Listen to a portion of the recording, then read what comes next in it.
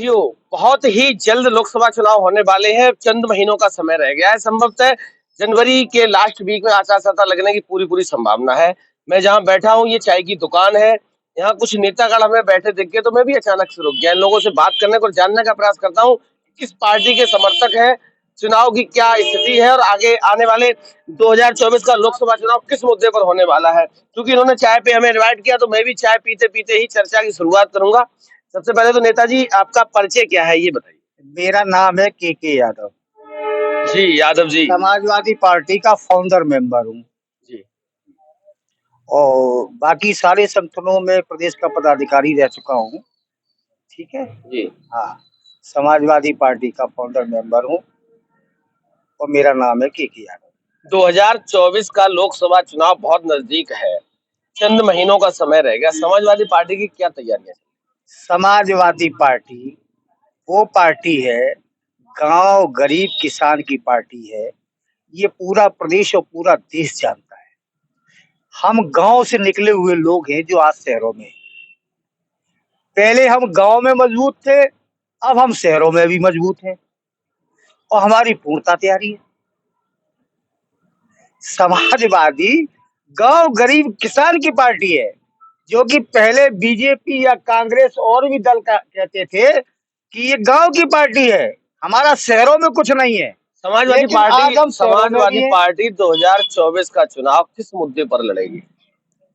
मुद्दा बेरोजगारी, भ्रष्टाचार, लोकतंत्र पे हत्या, बोलने पे मुकदमा, बलात्कार, अपहरण, लूट, मुकदमा न लिखा आप जाना। कैसी बात कर रहे हो कि लोकतंत्र की हत्या, गुंडई, पता नहीं क्या क्या। वो योगी जी कहते हैं कि या तो गुंडे प्रदेश छोड़ गए या फिर जेलों में डाल दिए गए।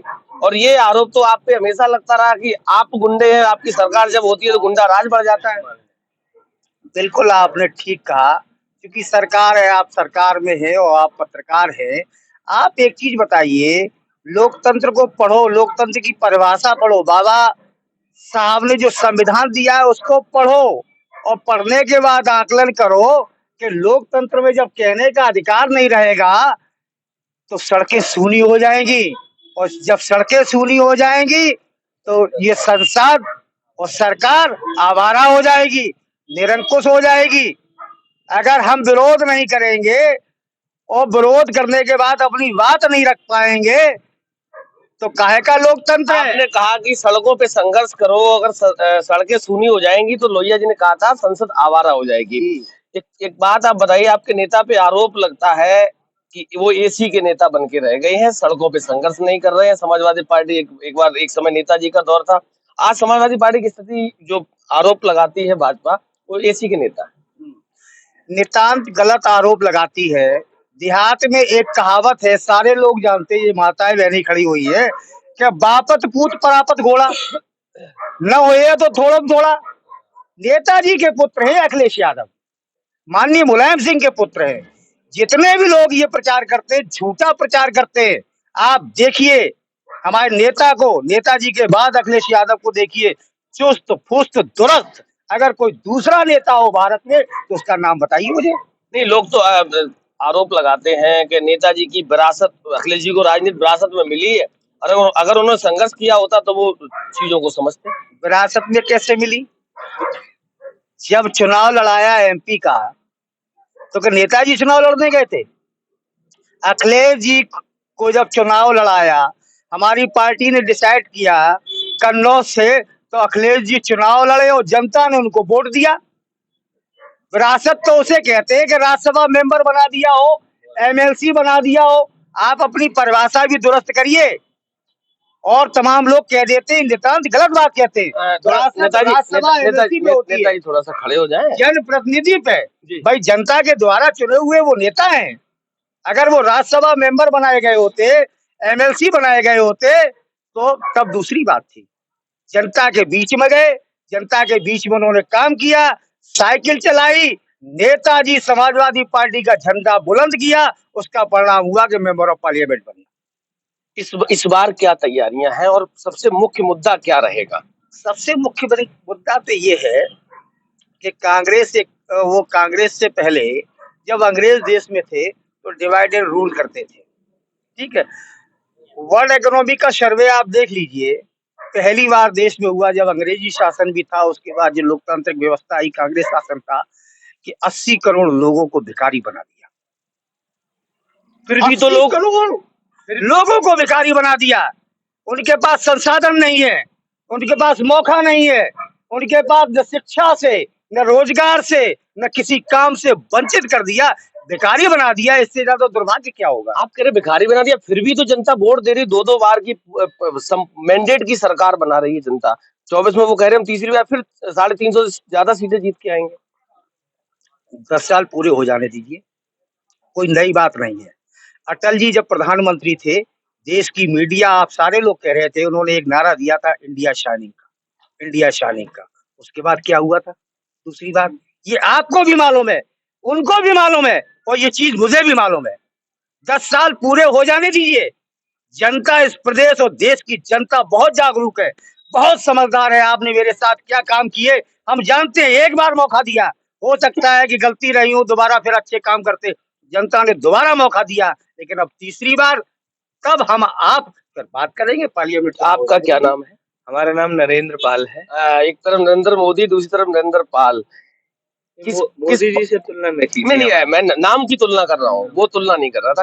किस पार्टी से संबंध रखते? मैं समाजवादी पार्टी के नैनवाड़ी में पहले जिले में इटावा से जिला सचिव रहा हूँ। निवर्तमान राष्ट्रीय कार्यकारिणी में मेंबर रहा हूँ और एज ए कार्यकर्ता के रूप में समाजवादी पार्टी की सेवा कर रहा हूँ और आगे भी करता रहूंगा।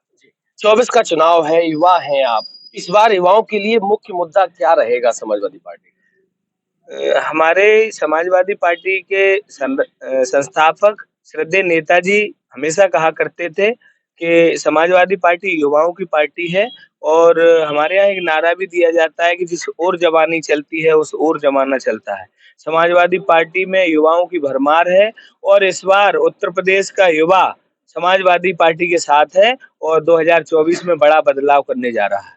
कितनी सीटें जीतेगी Samajwadi party? Samajwadi party India गठबंधन अलायंस 71 से 72 सीटें उत्तर प्रदेश में जीतने जा रहा है। गठबंधन हो पाएगा? गठबंधन होगा, निश्चित होगा, और गठबंधन होगा तो गठबंधन के लिए काम करेंगे और जो हमारे नेता जो निर्णय लेंगे और समाजवादी पार्टी का कार्यकर्ता। आप बहुत बड़ी बात कह रहे हैं। 2019 का जब लोकसभा चुनाव था तो समाजवादी पार्टी सैफई परिवार के लोग अपना चुनाव हार गए, अपनी सीट नहीं बचा पाए, और आप 70 सीटें जीतने की बात कर रहे हैं। देखिए, ये सब समय की बात है। अटल जी खुद स्वयं चुनाव हार गए थे, विपक्ष में एक सीट नहीं मिली थी भारतीय जनता पार्टी को। समय है, बदलाव है, परिवर्तनशील है। इंदिरा जी चुनाव हार गई थी। ये तो समय है, परिवर्तनशील है। समय कभी एक साथ थोड़ा ही रहता है।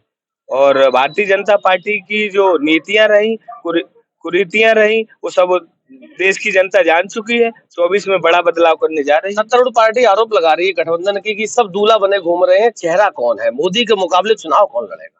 अच्छा, भारतीय जनता पार्टी ये बात कह रही है सब दूल्हा बने घूम रहे हैं। उत्तर प्रदेश में या किसी प्रदेशों में चुनाव होता है, ये सब दूल्हे तैयार कर देते, बैकवर्ड के लोगों को आगे कर देते हैं। तब आपके हर समाज में बोल दिया जाता है कि आपके समाज का मुख्यमंत्री बनने जा रहा है।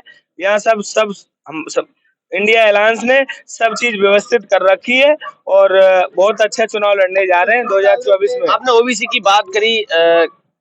केशव प्रसाद मौर्य ने कहा है कि 2024 के लोकसभा चुनाव में समाजवादी पार्टी समाप्तवादी पार्टी हो जाएगी। केशव मौर्य जी खुद समाप्त हो गए, अपनी सीट नहीं बचा पाए, खुद सरातू से स्वयं चुनाव हार गए और उनको क्या मिलता है? हर जगह कहीं स्टूल मिलता है, कहीं पत्तल मिल जाती है। बाकी लोग थालियों में खाते हैं, उनको पत्तल में भोजन दिया जाता है। सब नीतियां, कुरीतियां सब उत्तर प्रदेश की जनता जानती है।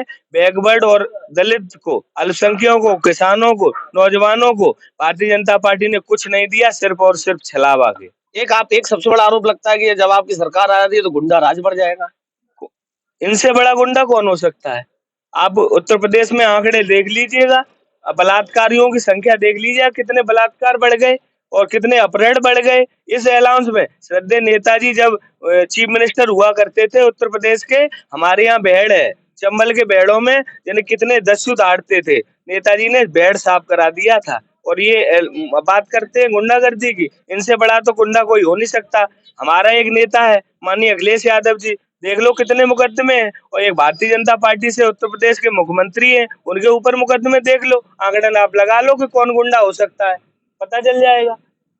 ये थे समाजवादी पार्टी के नेता। ये चाय की दुकान है। चूंकि चुनाव का बहुत चंद समय रह गया, 3 से 4 महीने में चुनाव होने वाले हैं, तो लगातार हमारे साथ बने रहिए। अगली मुलाकात अगली किसी नई जगह पे होगी। तब तक के लिए नमस्कार।